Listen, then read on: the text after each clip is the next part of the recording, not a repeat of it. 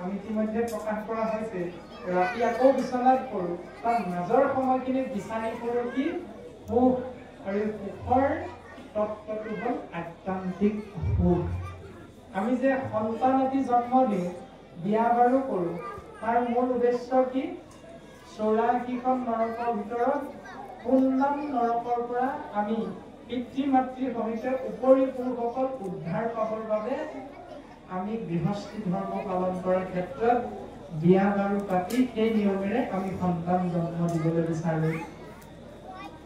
এই ব্যৱস্থাখিনি পৰম পদ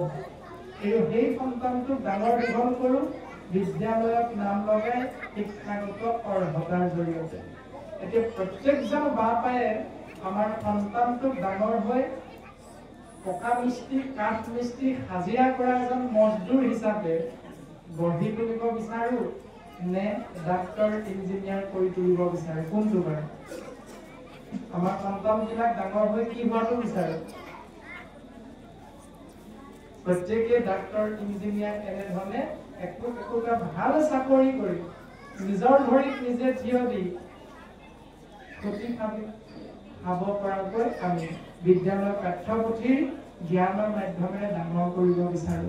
এইটো হ'ল পৰম পদৰ ব্যৱস্থা সামাজিক যিটো বাস্তৱসন্মত কোনো আমি হাজিৰা কৰা সন্তান এটি ব্যৱস্থাটো পালন নকৰো সকলো পঢ়াই শুনাই ডাঙৰ মানুহে কৰিব বিচাৰো কিন্তু পঢ়াই শুনাই ডাঙৰ মানুহ কৰি সেই পৰম পদটো দিবৰ বাবে যিটো ব্যৱস্থা আমি পালন কৰিব লাগে সেইটো কৰোঁনে নকৰোঁ সেইটোহে আচল বস্তুটো সেইটোৰ বিষয়ে আমাক শাস্ত্ৰই সিদ্ধান্ত দিছে যে যদি এনেকৈ তোমাৰ সন্তানটো ডাঙৰ চাকৰি এটা কৰাব বিচাৰা তেতিয়াহ'লে তাক সেই পথটো আমি সুন্দৰভাৱে গাইড দিব লাগিব প্ৰত্যেকজন পিতৃ মাতৃয়ে ঠিক তেনেকৈ শাস্ত্ৰই কৈছে আলোক্য আজৰ্য আৰোগ্য সামিত্য আৰু মুখ্য বা নিৰ্বাণ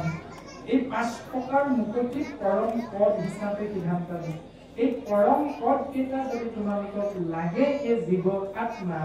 তেতিয়াহ'লে তোমালোকে প্ৰথম ভাগৱত মহান তত্ত্বটো শুনিব লাগিব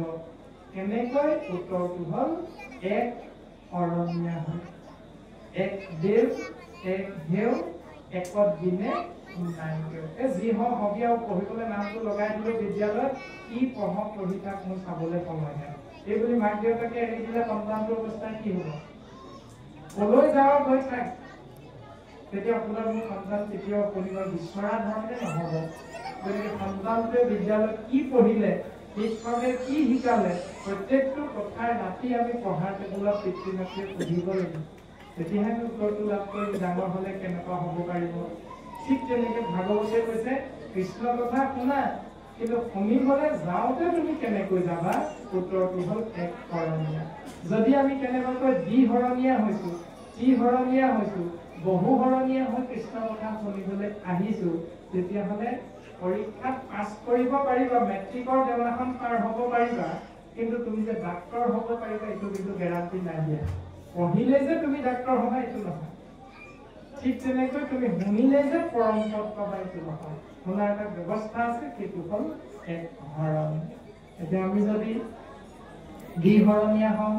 অৰ্থাৎ কেতিয়াবা সৰস্বতী পূজাটো গৈ অংশগ্ৰহণ কৰি গোপাল গোবিন্দ যদুনন্দন বোলে কৃষ্ণৰ চৰণে লৈ শৰণ নামাচাৰ্যকৈ নাম আশ্ৰয় কৰিছো আৰু উঠি অহা যুৱক চামে যদি গুৰুজনাৰ আদৰ্শত অনুপ্ৰাণিতও হৈছো কৃষ্ণ নাম দিহা নাম হিচাপে আশ্ৰয় কৰিছো কিন্তু পৰিৱেশন কৰিছো সৰস্বতী পূজাৰ দিনা বিশ্বকৰ্মা পূজাৰ দিনা অন্য হাতেদি গুৰুজনাৰ অপূৰ্ব সৃষ্টি ভাওনা যদি আমি তাৰ প্ৰতি আকৃষ্ট হৈ আমি যদি সেই ব্যৱস্থাটো দুৰ্গা পূজাৰ মণ্ডপত গৈ পৰিৱেশন কৰিছো তেতিয়াহ'লে এনেকুৱা দ্বিহৰণীয়া নীতিৰ জৰিয়তে সেই জীৱই ঈশ্বৰৰ পূৰ্ণ কৃপা লাভ কৰিব নোৱাৰে তাৰে উত্তৰ দি গ'ল যে বচনে কেৱল মাত্ৰ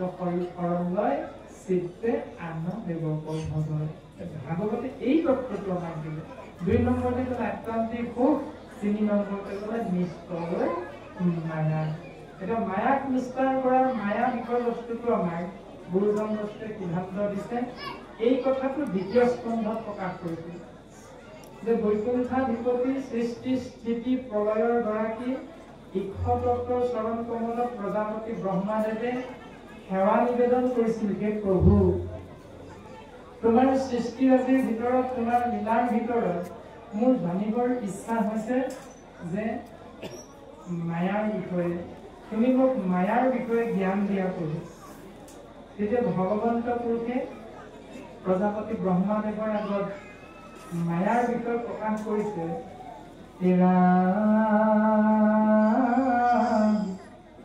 অবস্তু দেখা বস্তু হেহিটো মোৰ মায়া জানিষ্ট কৰি। অবস্তুবিলাকক দেখুৱাই বস্তুবিলাকক ঢাকি ৰখাটোতো মোৰ মায়া প্ৰজাপতি ব্ৰহ্মা। এতিয়া অবস্তু কি, বস্তু কি? আমাৰ শৰীৰটোত থকা 10টা ইন্দ্ৰিয়ৰ ভিতৰত চকু নামৰ যিটো ইন্দ্ৰিয়, এই চৰ্ম চক্ষুৰ দ্বাৰা আমি প্ৰত্যেকেই দেখি থকা এই ব্যৱস্থাটো বস্তু বুলি ভাবো। প্ৰত্যেকে আমি এটা শৰীৰ দেখা পাই আছো এতিয়া সন্মুখত, ইজনে সিজনক দেখিছো। সেইকাৰণে শৰীৰটো দেখাৰ বাবে আমি প্ৰত্যেকৰে ধাৰণাটো হ'ল শৰীৰটোৱে হ'ল বস্তু। কিন্তু এদিন সেই বস্তু বুলি ভাবি থকা দেখা পোৱা শৰীৰটোৰ পৰা কিবা এটা শক্তি ওলাই গুচি যায়, যিটো আমি কোনেও নেদেখো। শাস্ত্ৰই কৈছে সেই তত্ত্বটোৰ নাম হ'ল আত্মা তত্ত্ব। সেইটো আমি দেখা নাপাওঁ কোনেও। সেইকাৰণে সেই তত্ত্বটোক আমি অবস্তু বুলি কওঁ, যিহেতু চকুৰে নেদেখো, সেইটো হ'ল অবস্তু। কিন্তু শাস্ত্ৰই সিদ্ধান্ত দিছে বস্তুৰ কেতিয়াও বিনাশ নহয়। এতিয়া আমি যদি তাক চিন্তা কৰি বুজিবলৈ চেষ্টা কৰো, দেখা পাওঁ শৰীৰটো, কিন্তু শৰীৰটো এদিন খেতি অপমৰু দিওঁ তেজ পঞ্চভূতৰ দ্বাৰা যিহেতু সৃষ্টি হৈছে, সেইকাৰণে শৰীৰটো এই পঞ্চভূতত এদিন বিনাশ হৈ যায়। সেইকাৰণে সি কেতিয়াও বস্তু নহয়। আৰু যিটো নেদেখো নাম হ'ল আত্মাতত্ত্ব, সেই আত্মাতত্ত্বৰ কোনোদিন বিনাশ নহয়। সেইকাৰণে নেদেখিলো বুলিয়ে কি অবস্তু বুলি যে ভাবো, প্ৰকৃততে শাস্ত্ৰই কৈছে কি হ'ল বস্তু। আৰু ইয়াকে একেবাৰে সহজ ৰূপত কৃপালু গুৰুজনে প্ৰকাশ কৰিছে এনেধৰণে, ৰাম পঞ্চভূতি দেহা কেকে মায়া বুলি কয়, তৰণ উপায় গুৰু সেৱা কে